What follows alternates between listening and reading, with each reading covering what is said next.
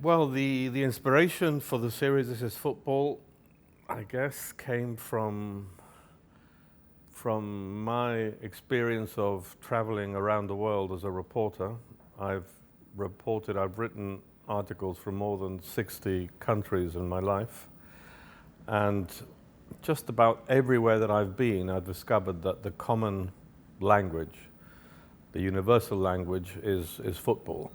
And often when I arrive in some new country to do to report on something, it's difficult, to break the ice with people, to make a connection. And it's so incredibly useful to have football as an instrument of communication, to get to know people and immediately to establish a connection, to establish a bond. And so that sense of the universality of football, my sense that football is the great conversation of the world. Probably people talk more about football and with more knowledge and more analytical capacity than almost any other subject beyond maybe their own, domestic environment. And also football is a great democracy, both as a game. It doesn't matter if you're short or tall, or even if you're fat, you can still be a decent player. It's so easy to play, so accessible. All you need is a round object. And it's also a great democracy in the sense that you can be a doctor in philosophy from the University of Cambridge. You meet some poor person in Latin America or Africa who maybe can't even read or write, but if they talk about football, there will be almost certainly an immediate leveling and equaling out. So that's my sort of big picture perception from my life as a journalist around the world. And so I thought, let's find a way to translate that into a documentary series, and to show that, the series is called This Is Football, and this is the great language and the great democracy that binds the world together. I was very happy when I heard that the documentary was going to be shown here at this event, at this cultural week here in Bilbao, because Bilbao, and in particular Athletic Bilbao, is an extraordinarily potent football phenomenon. I think celebrated around the world for the passion of the supporters and this unique feature of the club of not buying players from all over the world like everybody else does, but this sort of emphasis on the locality. And San Mamés is it's a cliche, but it's a football cathedral. And so I'm thrilled that the film is shown anywhere in the world. Anybody sees it makes me happy, and that it's seen here makes me particularly happy. I think an Athletic Bilbao fan has a I'm not going to say uniquely strong connection with the club, because people have very strong connections with their clubs, anywhere you look in the world. But there is maybe a greater sort of volume and intensity of passion in that engagement than you'll find in most places. And so since there is an extraordinary degree of passion here, and our film is a film about the passion of football, I can see a happy marriage there. Well, I think that Athletic Bilbao is a club which is particularly connected with the Basque people, or certainly the Basque people of this particular region of the Basque country. There is definitely, and so therefore you could call it political, not in the sense that people are necessarily identified with the same political party, but in the sense of it's a club that definitely encourages a sense of tribal belonging. And I think the idea of tribe and football, they're two ideas that are very, very strongly connected. I think football has two kinds of tribe. One is the great global universal tribe of all fans, whatever team they might support. but that tribe is always going to find a point of connection, even if it's a sort of antagonism. Oh, you're Real Sociedad. Oh, you're Athletic. But if you meet, if a fan of Real Sociedad or Athletic Bilbao, or for that matter, Manchester United or Besiktas in Turkey, they meet in Indonesia in a bar, they will immediately have something to talk about. So that's the big tribe, and then the small tribe are all the particular loyalties that people have to their particular clubs. And like I say, I think the Athletic Bilbao tribe is a particularly potent, strong tribe.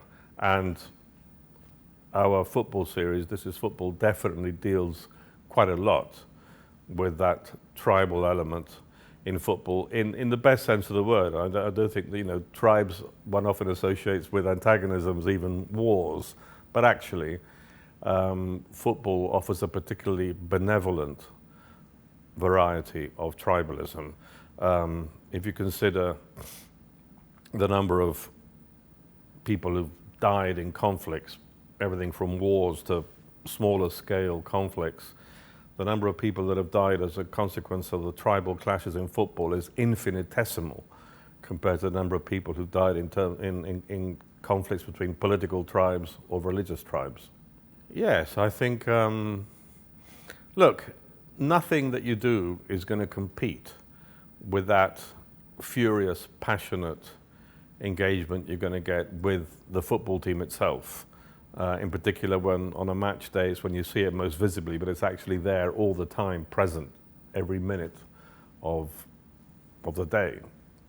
But I think that if clubs explore other means of bonding with the fans, such as cultural events of this kind, it reinforces that bond and widens people's understanding also of football beyond just the narrow focus on your own team. And I would like to think that the series that we've done, This Is Football, so like I say, broadens people's horizons and makes them have a deeper understanding of the importance of football to people all around the world.